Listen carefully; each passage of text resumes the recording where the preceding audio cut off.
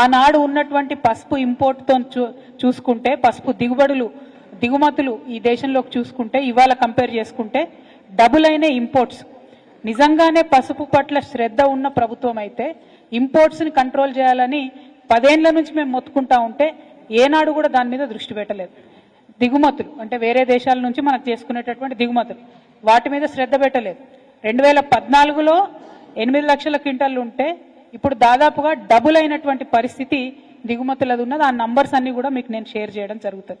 ప్రతి సంవత్సరం పెరుగుకుంటూ పోయింది తప్ప తగ్గలేదు. నిజంగా పసుపు మీద శ్రద్ధ పెట్టేటటువంటి వాళ్ళైతే పాలిటిక్స్ కోసం పసుపు బోర్డు కాకపోతే పసుపు దిగుమతులను వెంటనే కంట్రోల్ చేయాలని చెప్పి నేను భారతీయ జనతా పార్టీని డిమాండ్ చేస్తా ఉన్నాను.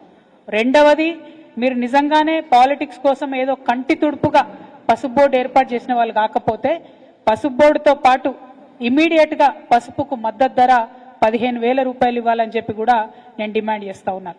మరి గౌరవ ఎంపీ గారు అనేక మాటలు మాట్లాడారు. ఆయనకు అలవాటే వెకిల్ మాటలు మాట్లాడడం, ఆయనకు అలవాటే బాధ్యత రాహిత్యంగా మాట్లాడడం. కాకపోతే 2014లో మేము ఎప్పుడైతే ఈ పసుపు బోర్డు డిమాండ్ పెట్టినామో అప్పుడు ఈ ఎంపీ గారు రాజకీయాలలో కూడా లేరు.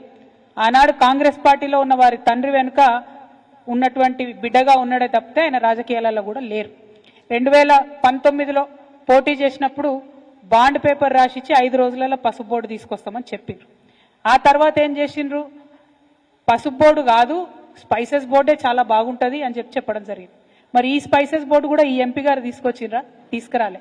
నేను ఎంపీగా ఉన్నప్పుడు మా ఎమ్మెల్యేలందరం ఒక 5-6 ముఖ్యమంత్రుల దగ్గరికి పోతే ప్రధానమంత్రి గారిని 2 సార్లు కలిస్తే అప్పుడున్నటువంటి కామర్స్ మినిస్టర్ నిర్మలా సీతారామన్ గారిని తర్వాత సురేష్ ప్రభు గారు ఎంటబడితే రీజనల్ పసుపు బోర్డు అనేటటువంటిది మా ప్రభుత్వ హయాంలోనే అన్న మంత్రి గారుగా ఉన్నప్పుడే మనము ఆనాడు ఆర్టీసీ చైర్మన్గా బాజిరెడ్డి గారు ఉన్నప్పుడే ఇక్కడ సపరేట్గా ఒక ప్లేస్ ఇచ్చి హైడ్రాలజీ డిపార్ట్మెంట్ దగ్గర ఒక ప్లేస్ ఇచ్చి దాంట్లో స్పైసెస్ బోర్డుని మనం పెట్టడం జరిగింది.